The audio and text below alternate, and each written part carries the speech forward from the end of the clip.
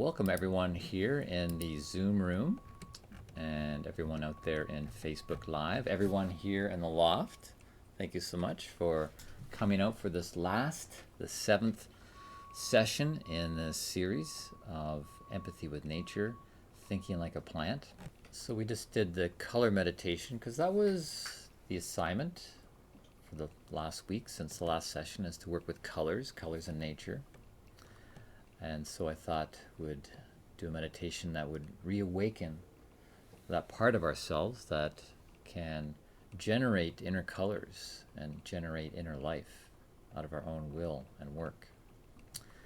And hopefully you had time to do that over the past week. It's great if you can do these things daily and really build up those muscles and momentum with these inner practices. I had an opportunity to do that over the weekend. I went for a forest bathing walk in High Park, and it's something that's going to be taking place this weekend. Highly recommend it. It's a nature walk with forest bathing with Lucy Stezniak, who has her master's in forest conservation, and so she knows what she's talking about, not only being university trained, but just has a lovely spirit in the way she holds this 2-hour time together with a guided meditation and then time to go and connect with nature. So when I did it, it was really lovely. It really had an opportunity to do some of the practices we've been learning. With regards to the color practice, it's really interesting how the mind can kind of follow a command. I was standing in High Park with a lot of trees around. We were in this area by the labyrinth, and there were still leaves on some of the trees, yellow leaves. And so I stood there and I told my mind, just pick out the yellow in the environment. And all of a sudden, what was in my field of vision just lit up with yellow. Your mind can actually do selective looking at things. So, you probably experienced that. Like if you're ever, say, shopping for a green car, it's like, I want to get a green car. And all of a sudden, your mind sees green cars all over the place because you've programmed your mind to look for those things in the environment. So I had that with the forest there, just focusing on yellow, and all of a sudden, the yellow in the environment just grew. There was this golden glow and sense. So that's one example of what you can do in playing with colors. The other thing that I did, and this tied to how that color and shape and so forth, I read a quote from Rudolf Steiner who talked about how there can be sound as well that's connected to visual things. So I was contemplating a tree, and I was doing the practice we had done from a few weeks ago where you sense the thinking, feeling, willing parts of a tree. And so with this one particular tree, I was sensing, how the movement of its interactivity is really moving downwards. And I tuned into the sound of that. Of course, it wasn't something I was hearing with my ears. I was hearing super sensibly. We have these super sensible perceptions, and I could hear the sense of movement downwards that had kind of a gurgle. It was very slow as well, because things are slowing down in nature and in the movement of life in a tree and the sap and whatnot. So yeah, it was really interesting to turn on, first looking at yellow and then turning on, tuning into the sound, the inner sound of the inner life of a tree, and being able to perceive that and in some ways feel it. There's also a felt sense around it. So yeah, I really encourage you to continue with these practices and develop these inner capacities and really enjoy living in a greater reality that's there. But we have this deletion consciousness. We had these capacities, a lot of people, when they were children, and then they get deleted for one reason or another out of their consciousness and left with a reduced reality. And no wonder people are, depressed and gloomy. And I mean, depression's the number three um, health issue on the planet. It's because people are living in this contracted reality, and we need to find ways to undelete and expand and enjoy, our God-given right to live in a greater reality. Well, I've recently been looking at the latest book by Vandana Shiva. You might know her. She's an activist from India, a seed activist, for one thing, with a number of books. And her latest is called Oneness versus the 1%. Oneness versus the 1%. Shattering Illusions, Seeding Freedom. What a great title. And it depicts the current situation of how the richest 1% of the Earth's population are incrementally increasing their control of every aspect of our lives. But Vandana Shiva presents strategies and solutions we can implement to free ourselves from this control. And this is relevant to what we're doing here, because she says the core solution is for us humans to consciously reconnect with the natural world. Yay.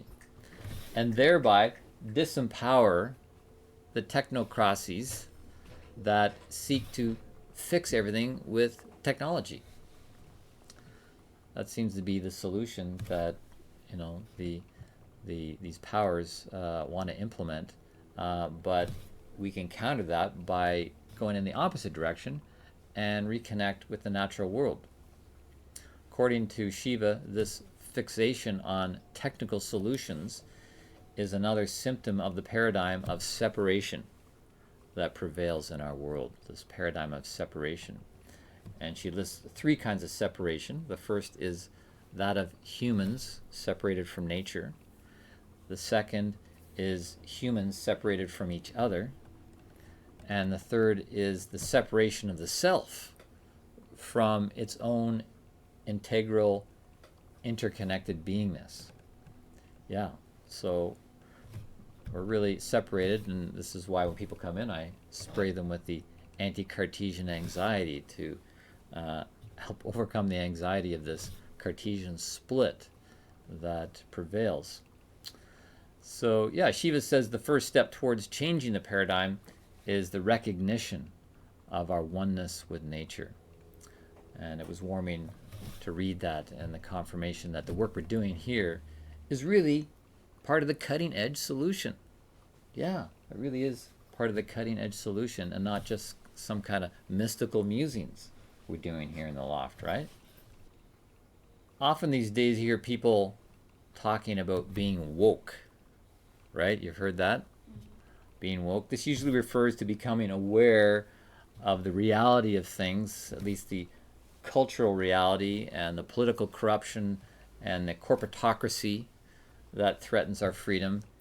And so to be woke is to all of a sudden realize, oh my gosh, I'm waking up in a nightmare. But to me, this is part of being woke. But there is also the need to get woke in our slumbering capacities of our inner life, like we've been doing with the practices. And one of the ways we have been doing this to get woke in our deeper nature, which also includes our plant nature, to woke our own plant natures. Some of these practices is to wake up the plant nature within the human being. Let's again invoke the patron saint of this work with a quote from Goethe, who said, "The whole of nature reveals itself to yet another sense. It speaks to other senses which lie even deeper, misunderstood and unknown senses. Thus nature converses with itself and with us through 1,000 phenomena. No one who is observant will ever find nature dead or silent." The first part of this quote speaks of another unknown sense. It may be unknown to some, but Rudolf Steiner took Goethe's work even further to make known these unknown senses.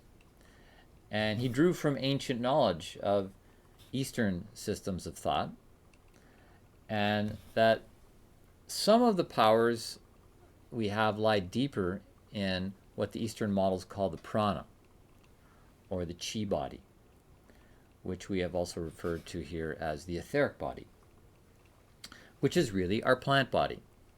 It's what correlates in us to the plant realm. So awakening this unknown part of us through the practices allows us to know more about the plant world, because like knows like. The plant part of us can know the plant world outside of us, which is why you need to actually work with a real plant. You have to do these practices with a real plant and not just an imaginary plant.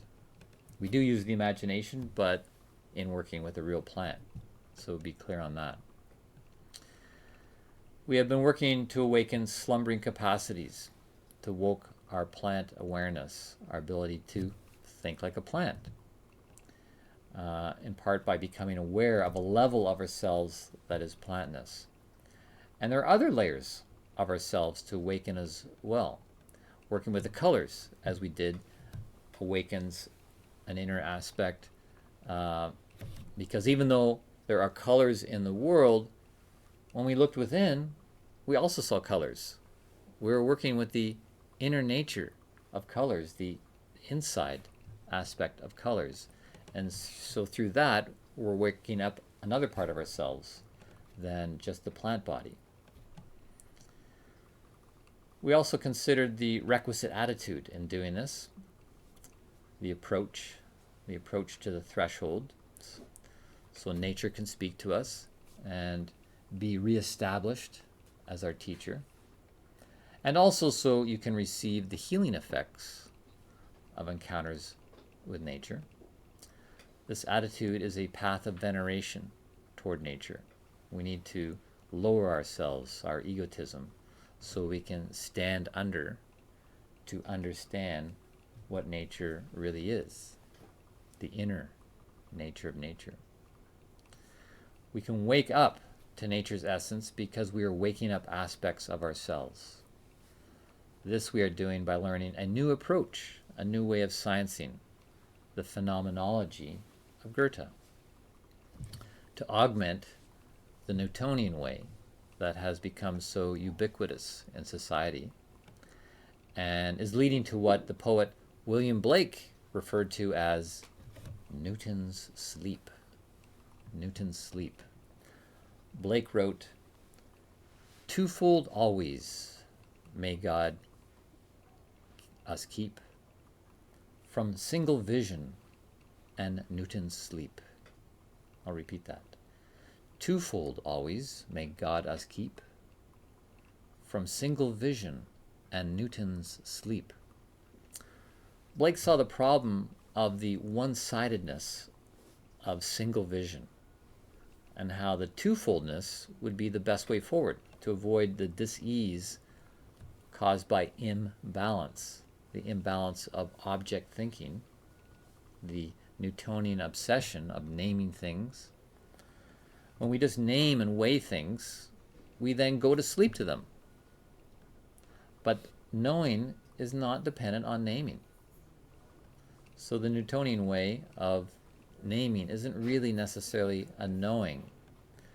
Or as Kierkegaard said, if you name me, you negate me. By giving me a name, a label, you negate all the other things I could possibly be. So by naming or overly defining, we can be limiting or deleting in our consciousness or closing off from what something is, and in fact could be muting nature from speaking her open secrets, as Goethe calls it, nature's open secrets. As I said in the beginning of this series, we need time to reflect on the philosophy of science, the state of our sciencing, and if it is truly serving our needs for knowing. And so what we're seeing here is this twofoldness that William Blake spoke of can be thought of as a balancing and blending of the Newtonian approach with the Goethean approach. Often science is simply the left brain on steroids, and we need the right brain based imaginative capacities to be the other half of this twofoldness that Blake spoke of. Twofoldness, may us God keep. In the last session, I spoke of the relationship of Rudolf Steiner to Goethe and how Steiner dedicated his life's work to unpacking and amplifying Goethe's work. So much so that the headquarters of what's known as the Anthroposophical Society, the Anthroposophical Society being the society Steiner started for his own work back in the 1920s and still exists today, located in Switzerland, is dedicated to Goethe, even being called the Goetheanum. Goetheanum. You thought Goethe's name was fun to say. Let's try saying Goetheanum 3 times together. Goetheanum, Goetheanum, Goetheanum. So to understand more of this Goethean approach in science, it is helpful to contrast it with the Newtonian approach. The Newtonian path has been primarily one of dissect nature into ever smaller bits. But in this pursuit, there is a danger of losing sight of the forest for the trees, or lose sight of the big picture as we dissect atomic and molecular nature.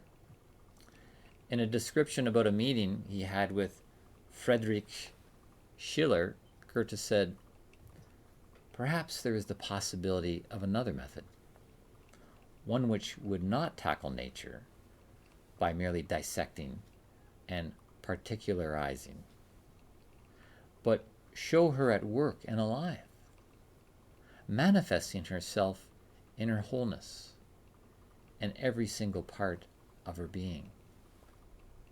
I'm going to read that second part again. But show her at work and alive, manifesting herself in her wholeness in every single part of her being. Goethe's ambition was to put the pieces together as if assembling a puzzle, so the wholeness of nature could be seen and experienced. The wholeness of nature, which in fact is a book, I think I showed it before, but it really is a benchmark book, The Wholeness of Nature by Henry Bartok. Goethe's Way of Science.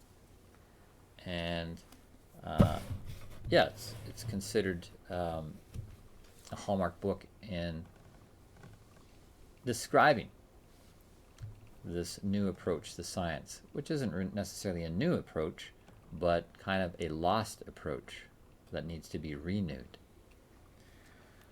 Goethe wanted to bring together ideas with experience. In 1932, the scientist Heisenberg, who discovered the Heisenberg principle, or the uncertainty principle, lamented that the trajectory of science since Goethe's time had renounced, quote, the aim of bringing the phenomenon of nature to our thinking in an immediate and living way, and leads to a practice that was less and less concerned with an understanding of the world. Yeah, he was seeing how science had followed this path that was really doing its thing to, describe the parts, the pieces of nature, but was really less and less concerned about understanding the wholeness, how it all worked together. So Goethe's aim was to bring together the polarities of Cartesian dualism that he saw growing like a blight in the collective cultural psyche. He was promoting the idea of the wholeness of nature, which would allow the inner and outer aspects of nature to be experienced by us both inwardly and outwardly. We have an outside and an inside. So through our own being, we can experience the outside and the inside of nature, and therefore its wholeness. Goethe also wrote, "Nature is neither kernel nor shell. She is everything at once. What is within and what is without are merely poles of one and the same thing." I'll repeat that. Nature is neither kernel, the inside, nor shell, the outside. She is everything at once. What is within and what is without are merely poles of one and the same thing. He's saying that we will behold the wholeness of nature when we see that the outer manifestation, the shell, and the inner essence, the kernel, which can be experienced as a living thing, are one and the same thing. But I would add, this takes training of the mind. This takes training of the mind. In fact, it takes a training that includes our heart's intelligence. Not just the mind, but our heart's intelligence, if we want to see the wholeness of the outer manifestation while letting the living essence of the being or beings of nature speak of their essence to us. It's the same with humans. We see someone's outer shell and we gain some knowing through that, looking at the outside, judging a book by its cover. But we won't have a sense of their wholeness until they open up and let some of their essence out to be known through their words or through their actions. And to be clear, this does not mean allowing our subjectivity to run uninhibited, to just let our mind go wild in trying to interpret things and so forth, or to project our emotions out onto the world as a poet might ought to do. And Goethe was a poet, but neither did Goethe observe natural phenomena with a cold detachment of the mechanical scientist of his age, but rather with the warmth and involvement of an artist, of a poet, perhaps even a lover, which gave him an edge in the sciencing of his day. He was not limiting himself to that single vision, that one-sidedness that Blake referred to. To be truly woke, we have to wake up all parts of ourselves, and to be twofold always. May God keep. This twofoldness is what will allow us to appreciate not only our quantitative observations of the world, quantitative, the weighing, measuring, naming, and so forth, but also the qualitative aspects, the qualities that are in nature, which in the end can be much more satisfying of the two, the quantitative and the qualitative. It's really the quality of life that speaks to us. We don't care how big something is necessarily, it's really the quality we get from it. So we need this twofoldness in order to know the whole picture. We need to come at it from both sides. If we are to wake in some ways to the quantitative aspects of nature, but are asleep to the qualitative aspects, then we are not really woke. And we too suffer from the single vision and Newton's sleep. So we're speaking of a middle path here. The middle path. I always love coming back to the middle path. We have the left-hand path, or the left brain path, Newtonian science, and scientists who study nature in a Newtonian way, which is great. I praise that. It's wonderful we have this approach. The left brain has been on a long, slow trajectory of waking up itself, and will continue to wake up. This is why people geek out on science, left braining it, and I love that. I do the same thing. Then there are the people who just go out into nature, to be in nature, and let nature be in them, which is great too. But then there's a middle path, which engages the will in a new way.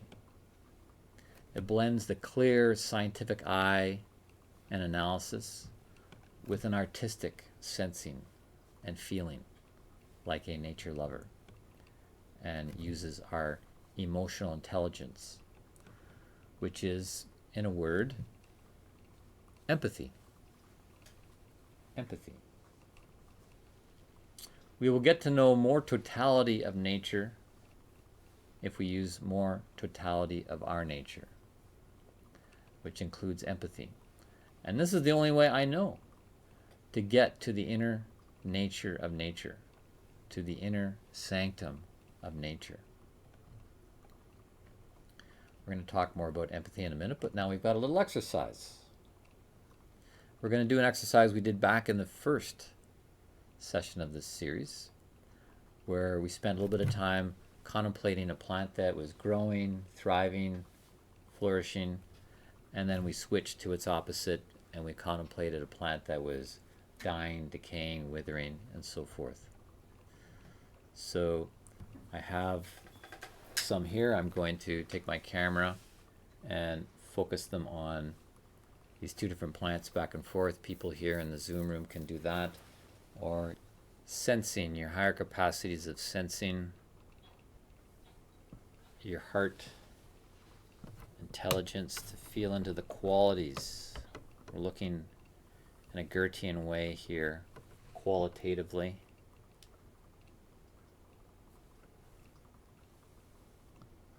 Let's feel into these. Feel that part in yourself that corresponds to the sense here.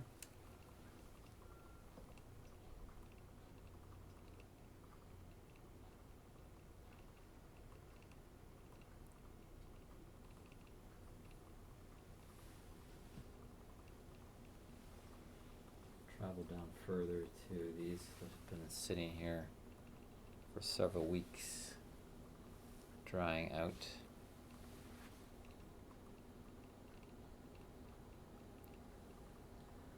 Drying, withering, decaying. If I touch them, they will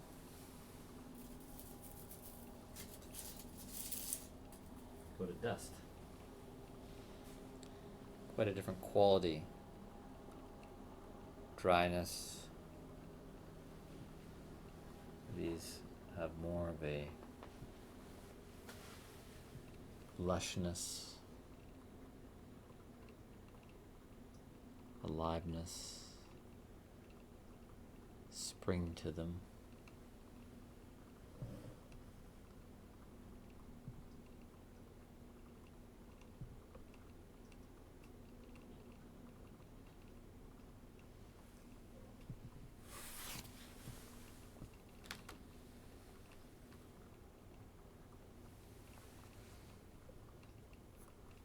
I'll go back down them again. And you should be feeling different qualities in your own plant body.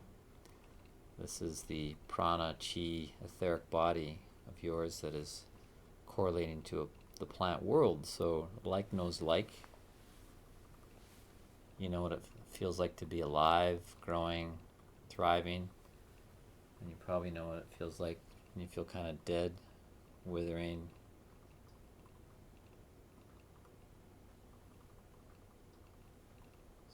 Get woke on that layer of yourself.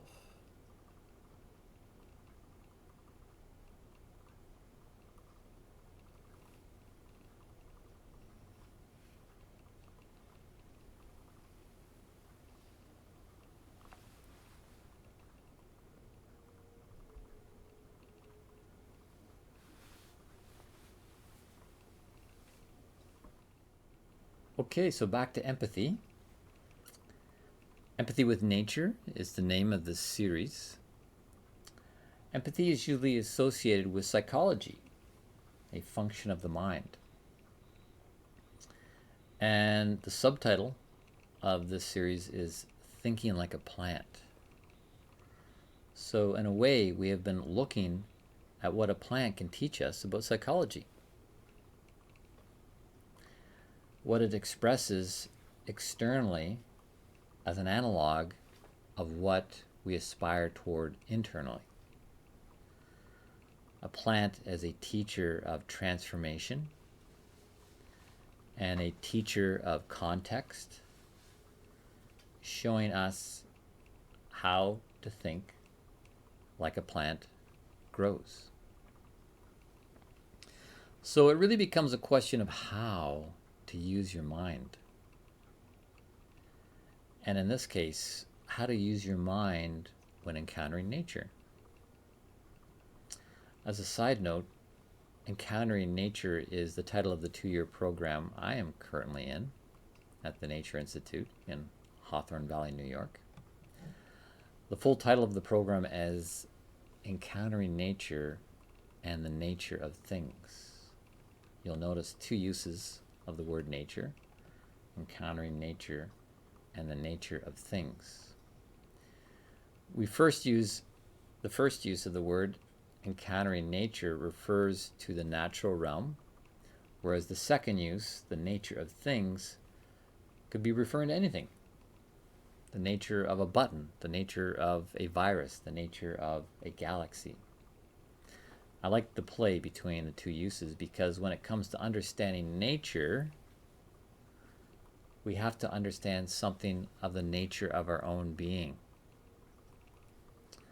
And in order to understand the nature of our own being, we need to know something about nature. This idea is echoed by the poet Novalis, who said, "We will come to understand the world when we understand ourselves." And the philosopher Favre said, "Knowledge of nature and knowledge of oneself go hand in hand." When it comes to understanding the human capacity of empathy, I want to share something I learned from nature, from a plant, an eccentric plant. An eccentric plant. That's right, I learned something from an eccentric plant. What is an eccentric plant? This guy here is actually kind of an eccentric plant. Very odd shaped way it goes up and down. Looks very eccentric. But that's not actually what I mean by eccentric. One could say that a plant is not only a teacher of transformation and a teacher of context, but is also a teacher of eccentricity. Eccentric literally means out of center. This is what a plant does once the seed sprouts. It begins to grow out of its seed center. It begins to grow out of its seed center. Eccentric. As a teacher of transformation, it goes on a journey of metamorphosis, transforming itself from one organ to another, eccentrically growing away from its center as it reaches towards the sun. As a teacher of context, it holds on to its center and actually grows roots down as it reaches towards another center, the Earth's center. So this eccentric plant grows out of its center, reaching both up and down, but at the same time it also returns something to its center. It never actually loses its center. It eccentrically moves out from its seed center to the peripheral environment and then back again. And the result of this moving? Something in the middle appears. What? What appears in the middle? The plant itself. The plant appears. Kind of magically in the middle. And one must notice an important aspect of this movement. As a seed, it loses itself. The seed is no longer there.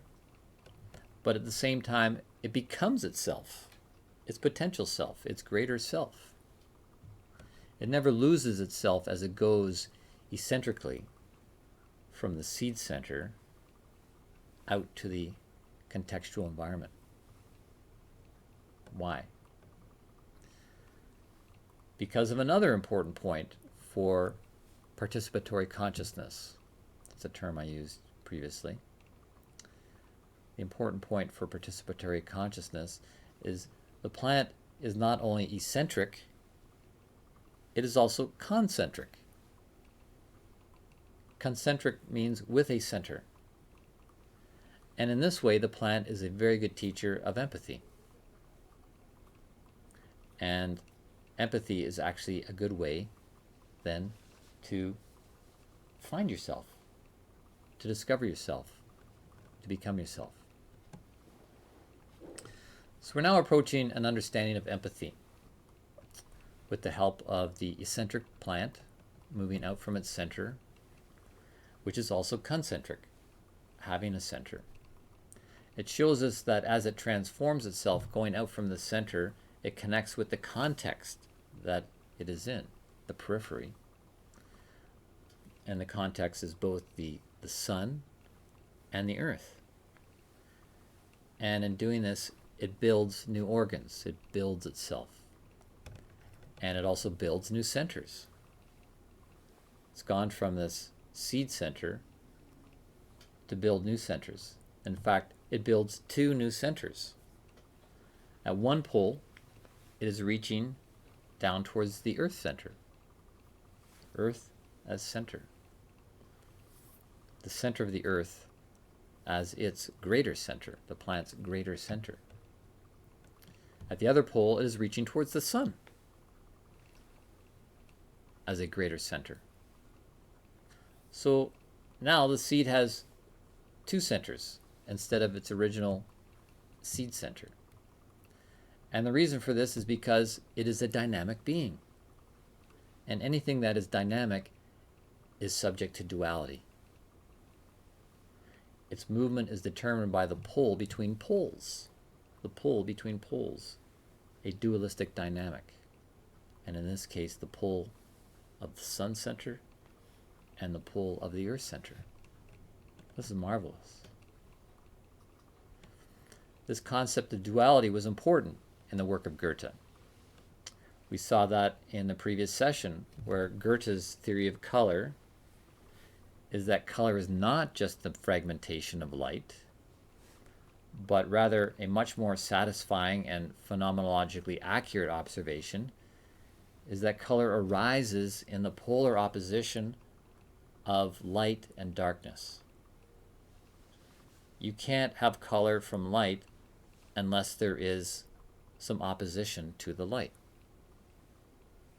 That's what produces color, and why Goethe referred to color as the deeds and suffering of the light, the suffering in the opposition of darkness that it has to overcome, which produces the color, or darkness overcoming light, as at night, producing the colors at sunset. So this polarity of things, polarity of poles and poles, is important really in Goethe's world conception. We also saw this in Goethe's study of the Urpflanz, German for archetypal plant, where he describes what he calls the Urphänomen, which is the archetypal phenomenon of a plant. One of the things he noted in the archetypal plant is what he called vertical tendency. The vertical tendency of a plant. This may seem like an obvious thing, not really worth mentioning or pointing out, but this is a hallmark of both the Goethean and Newtonian sciencing, is to pay attention to details, even the obvious things. In Newtonian science, this is so we can better name and classify something for science, but in Goethean science, paying attention to the details is important because that's part of the training of the mind. Training of the mind of the scientist within us for sciencing, for knowing. This is what is going to train and make more reliable our subjective nature in coming to know the deeper nature of nature. And this is what Goethean science is all about. Goethean observation is training our subjective nature so we don't fall for delusions of fantasy, but real vision of things, true vision. And this is what's going to allow us to not just understand the external features of nature, of plants, or whatever we're observing, but in Goethean sciencing, it requires the full participation of our whole being in order to understand the whole being of nature. So we need to train our subjective side, so our subjective side is included in the work. So we're including our whole being, and therefore can connect to the whole of nature. In Rudolf Steiner's words, he said, spiritual science is not just an accumulation of knowledge, but can only be compared to a waking up. A waking up in the world. Waking up in the world, this is what we're looking at, not just the accumulation of knowledge. And this is really what we're seeing in this vertical tendency of the plant, which Goethe pointed to, this vertical tendency.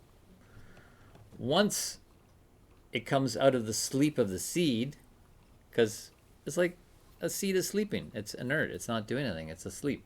But once it comes out of the sleep, awakened by what is in the environment, the context it is in, the effects of the sun and the earth upon it, it wakes up and moves with what Goethe called this vertical tendency, this vertical waking up. And if one is really observant of the plant realm, one will see that not all plants grow up, but all plants do grow down. Plants need to grow down in order to take hold of the earth, and also some plants as vines, such as the ones hanging out here in the loft, hanging off the pipes, are hanging down. So not only do the roots grow down, but the vine itself hangs down. But nonetheless, there is still a vertical tendency in its hanging down. That's a vertical tendency, whether it's growing up or down. And then there are ground creepers, plants that creep along the ground horizontally. This is because nature makes rules and nature breaks rules. But even with ground creepers, the leaves grow up and the roots grow down. So there's still this vertical tendency seen in all plants. This stands in contrast to the animal kingdom. The animal's design is more horizontal, a horizontal tendency. An animal's orientation tends to be more looking along the surface of the earth, seeking nourishment and fulfillment of their desires, which is in contrast to the plants seeking upward to draw down and in the activation of the light, and at the other pole, the root pole, it's drawing up and in the nourishment from the earth. I'm really interested in exploring the nature of animals more, and am planning actually to do another series in the winter called Where Does the Animal End? Where Does the Animal End? This title again comes from the writing of my mentor, Craig Holdridge of the Nature Institute, who has written much on his research in the animal world, along with his research in the plant world. You've all seen this book he's written, Thinking Like a Plant, but I've got a number of other writings by him. One's called Do Frogs Come from Tadpoles? Do frogs come from tadpoles?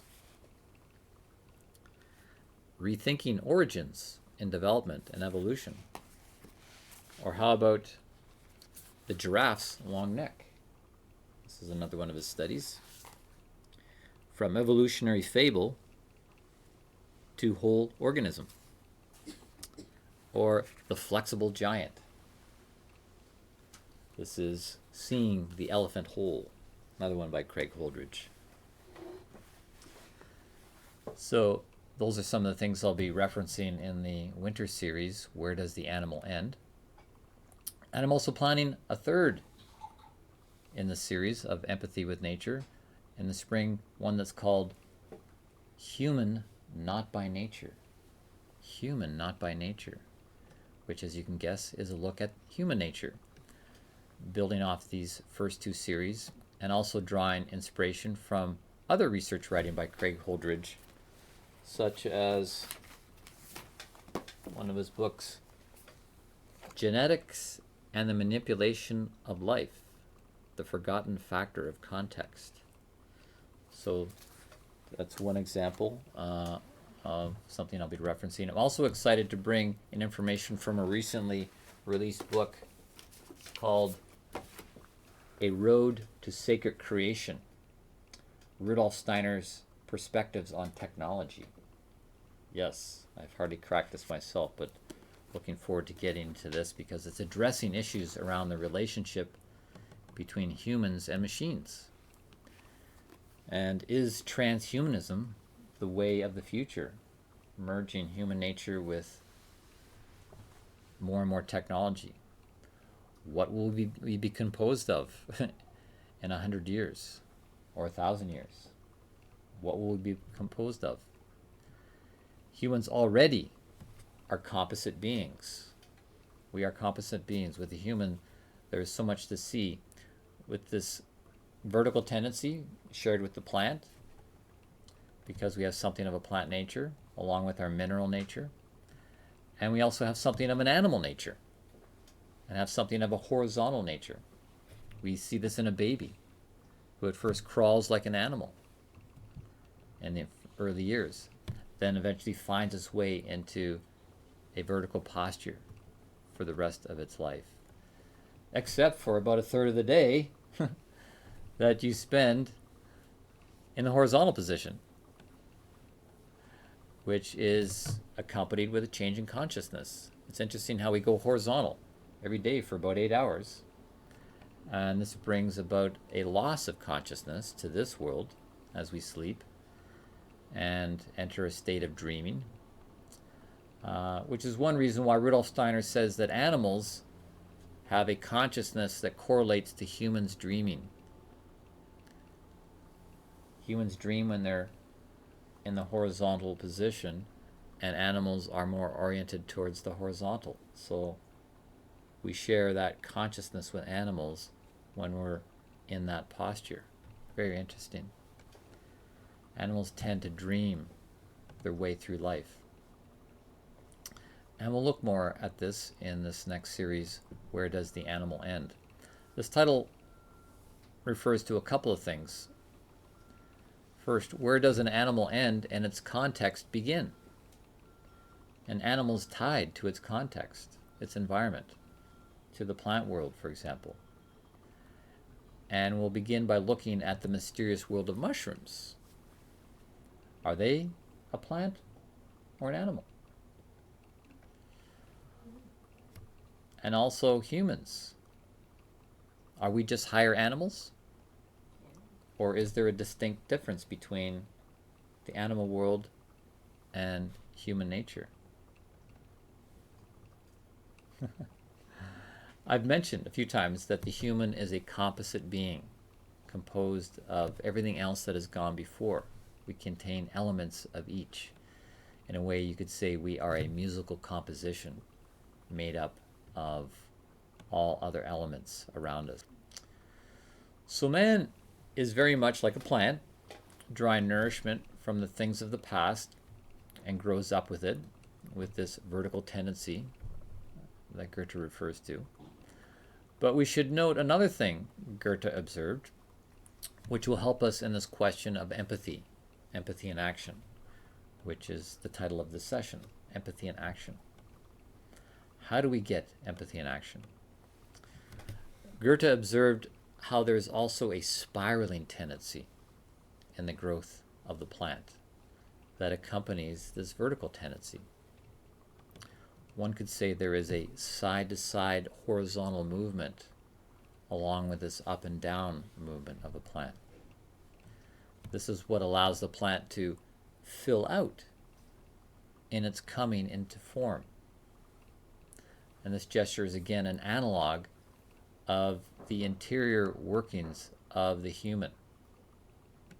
This ability to move out from its center and then return to its center is an important characteristic of the archetypal plant movement.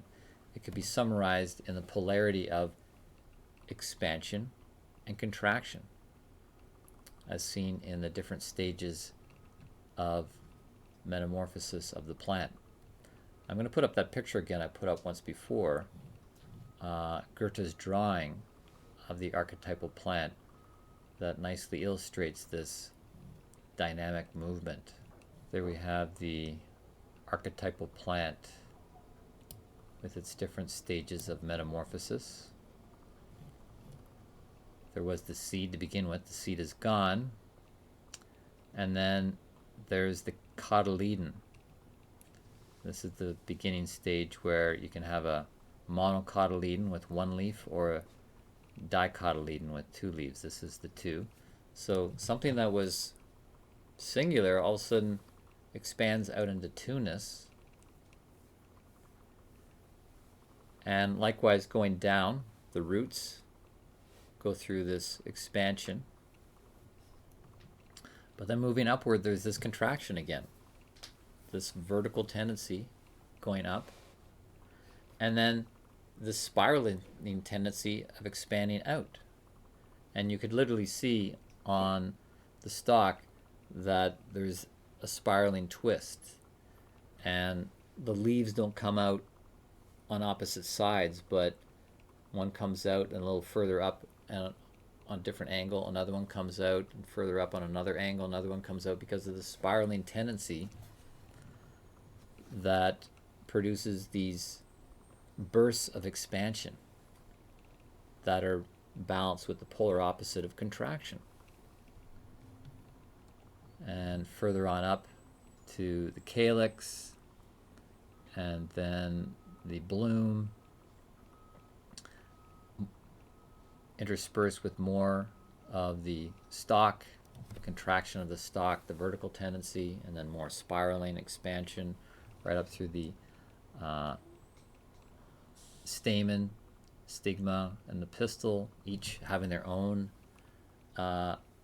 vertical tendency and then spiraling expansion, and up to producing the fruit, which contains the seeds of the next generation. So this gesture of the archetypal plant, this picture of the thinking of the plant, is in a way empathy in action. The ability to move out from a central vertical axis and then return to a central vertical axis. I put empathy in action all the time when I work with people in the role of therapist or counselor. While listening to another, I go out of myself to empathically feel what the other is feeling and experiencing. This is what the word empathy literally means, to feel with. I expand and move out of my center, not just with sympathy. Sympathy is more of feeling sorry for or to have compassion with. But with empathy, to actually move into their center, put myself in their shoes, as the saying goes, and experience life through their eyes. That is empathy. And this is very beneficial to the other when I do this, as they feel that another knows and acknowledges what they're going through. But it's also very beneficial for me, for my dynamic growth, as I move beyond my center with this gesture of expansion and experience another center through empathy, and then return back to my center through a gesture of contraction. And my center has changed as a result of this movement out, experiencing someone else, and bringing that back into my center. And this is growth producing to the highest degree. And this is what the plant world, our eccentric plant friends, are teaching us. And it's what we all want to be practicing. and what all the practices that have been introduced here so far uh, will produce as we seek to have empathy with nature. So we're going to do another exercise now, which will require a piece of paper and a pencil. You'll need just one pencil to start with, but you can grab a bunch of different colors. And you're going to start with just drawing a vertical line, a straight vertical line, or at least a line that has this vertical tendency.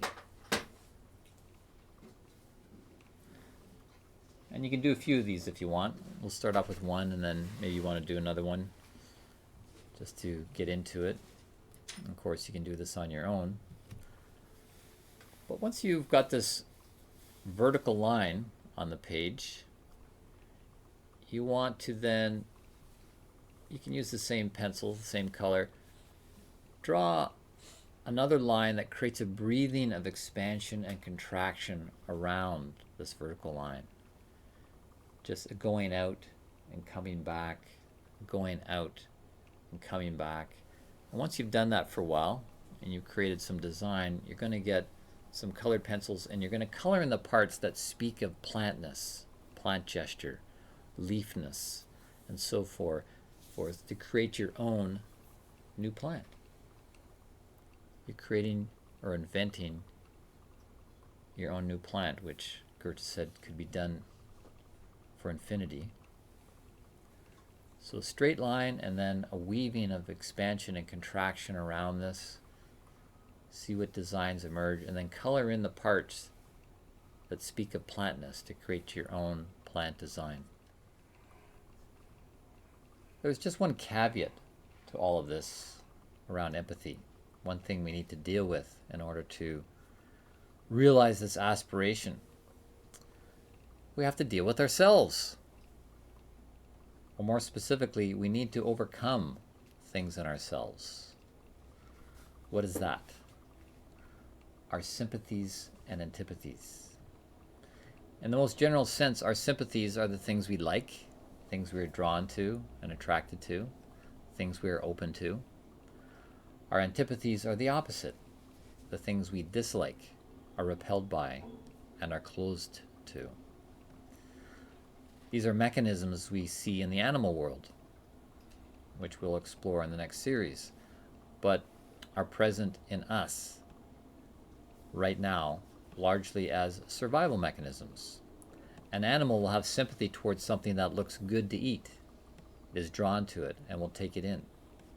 On the other hand, it will have antipathy towards something it feels is threatening. It will close off to it. We have these tendencies in ourselves, and for the same reason. But these psychological mechanisms of the inner life can tend to become judgments about things, and therefore become problematic, and that they color the way we look at the world. And therefore they block our ability to see things in the world for what they truly are in and of themselves. We project our inner proclivities, our sympathies and antipathies on them. So what is the answer? Empathy is the answer. Empathy requires we develop ourselves as a self. So we are strong enough, a self, to step out of ourself, to step into the experience of another self or something in nature, then return to ourself, to expand consciousness of self, then contract back to ourself, building our center by experiencing other centers. So we continue with the vertical tendency to be an upright human while reaching out horizontally, and thereby put this interactivity of empathy in action and learn to truly think like a plant, think like a plant grows. In doing this, we become masters in balancing all directions and dimensions. In empathy, we don't want to lose our center and become that overly eccentric, absent-minded professor that stereotype. But empathy does not come naturally. It's not something we are naturally endowed with by nature. We, like animals, are endowed with sympathies and antipathies to help us navigate our way through nature. But to acquire empathy requires something of a human upgrade. That is one of the reasons why the third series is entitled Human Not by Nature. We're human not by nature. It requires, through our freedom of will and conscious activity, to work on ourselves, which doing these and other practices will support. Therefore, this empathy with nature, working with nature practices, becomes a path of personal development, or what I like to think of as naturalistic spirituality. We are nature's attempt to produce a being that can understand itself. Nature becoming self-conscious through us, which we see only hints of in the mineral, plant, and animal kingdoms. And it will not happen in the human realm unless we also exercise our freedom of will. To bring another quote from Goethe, he said, "I am occupied with sense impressions to which no book or picture can do justice. The truth is that in putting my powers of observation to the test, I have found a new connection to life. How far will this seeking take me? Can I learn to look at things with fresh, clear eyes? Can the grooves of old mental habits be effaced? This is what I'm trying to discover." Goethe was not the eccentric, absent-minded professor. He was very clear on this when he said, "The senses do not deceive. It is our judgment that deceives. It will therefore be best if in our observing we are as conscious as possible of the objects, and in our thinking about them as conscious as possible of ourselves." I'll repeat that. He says, in our observing, we are conscious as possible of the objects, but in our thinking, we need to be conscious as possible of ourselves. And in this, he was realizing he was trying to overcome himself. He was trying to overcome his own judgments that would deceive him, that he could fall prey to his own sympathies and antipathies, his own wants and his own dislikes, that they would color his judgment of things, his perception of things.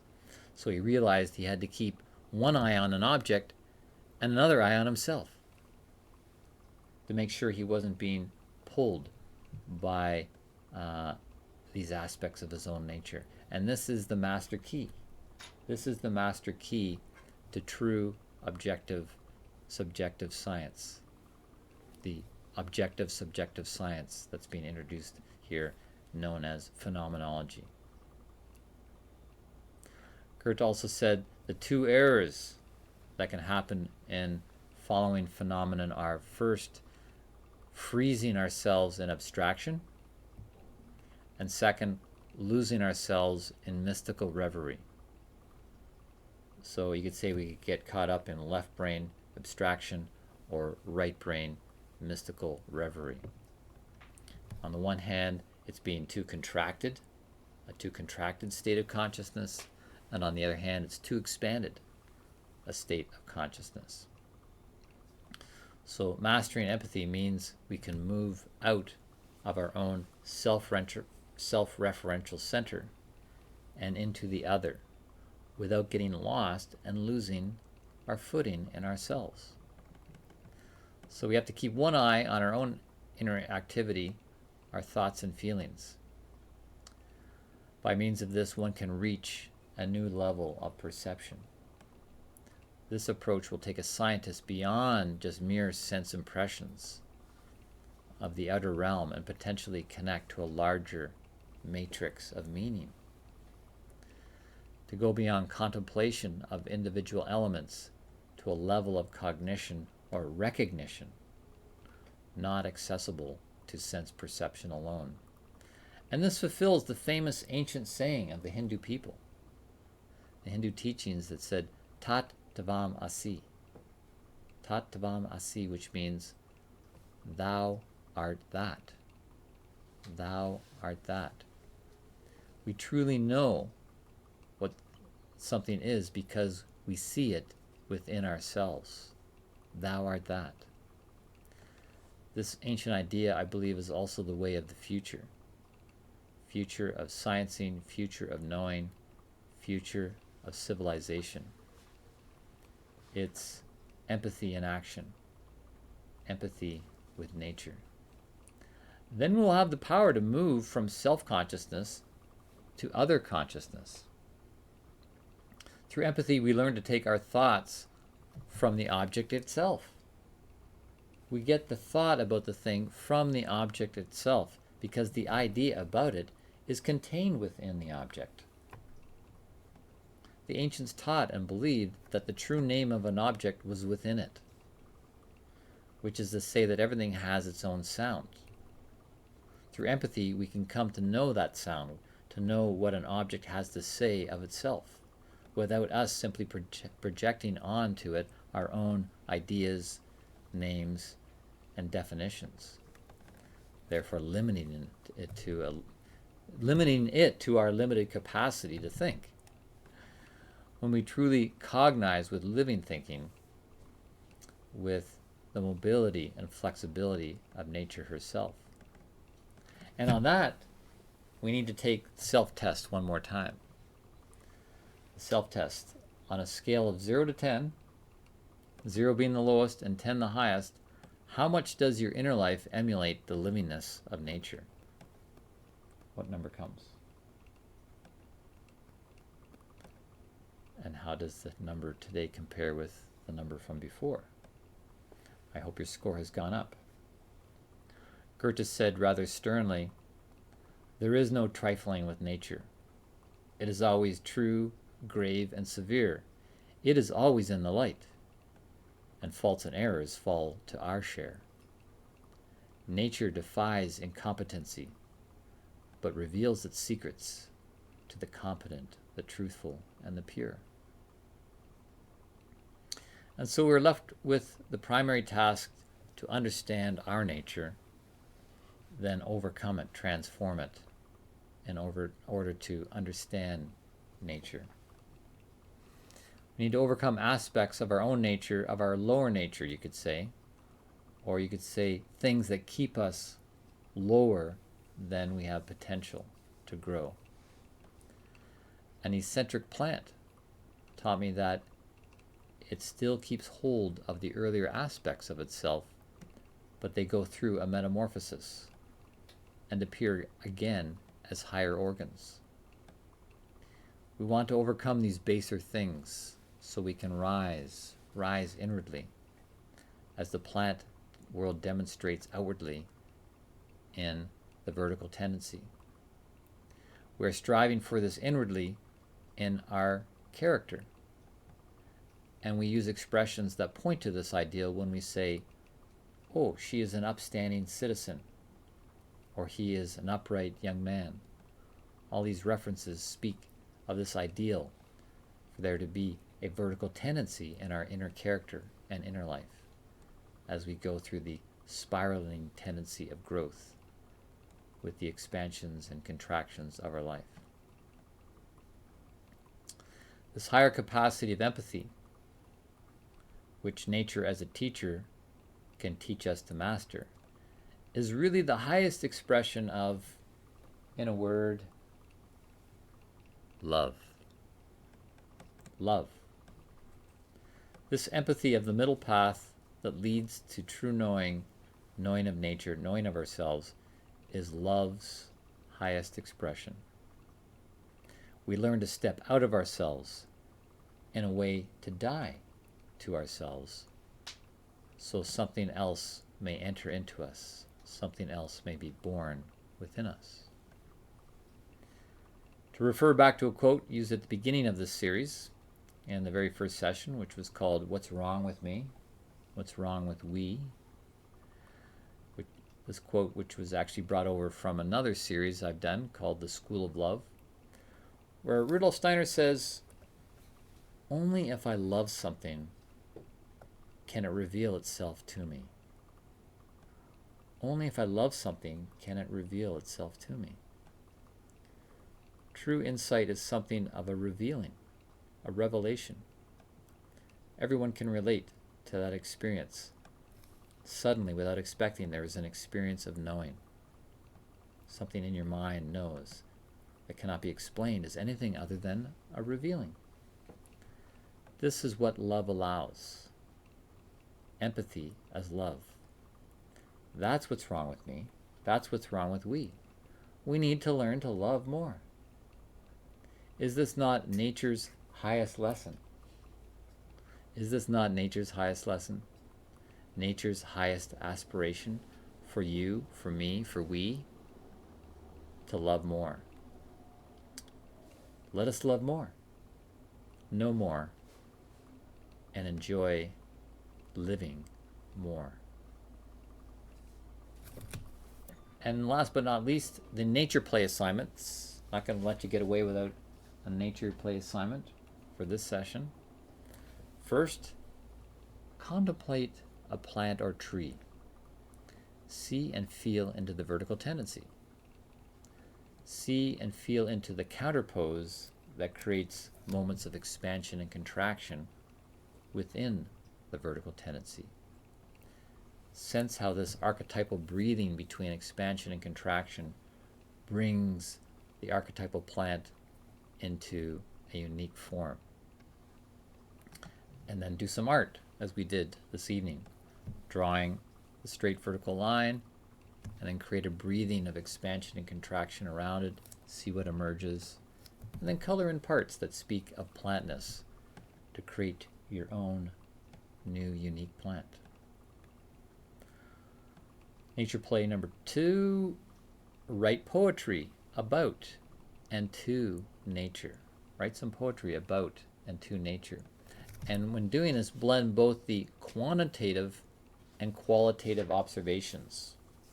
Include both the Newtonian and the Goethean sense, and feel the difference in the way the words express as you describe things that are more quantitative and things that are more qualitative.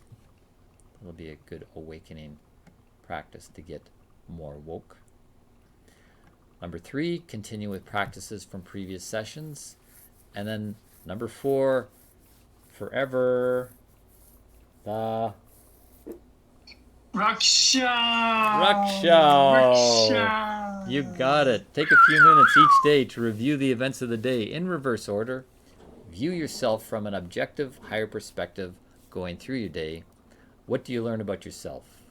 This is a way to strengthen many things in yourself, including mental picturing, memory, and empathy. All right, my friends, thank you so much for being a part of tonight, part of the series, part of my life. So thankful for you here listening, helping me unpack the research that I do, the teaching that I do, my work in the world. I hope it's fructified and fertilized your life in some small or big way. And I wish that the forest be with you. And not only that, may you see now the forest and the trees.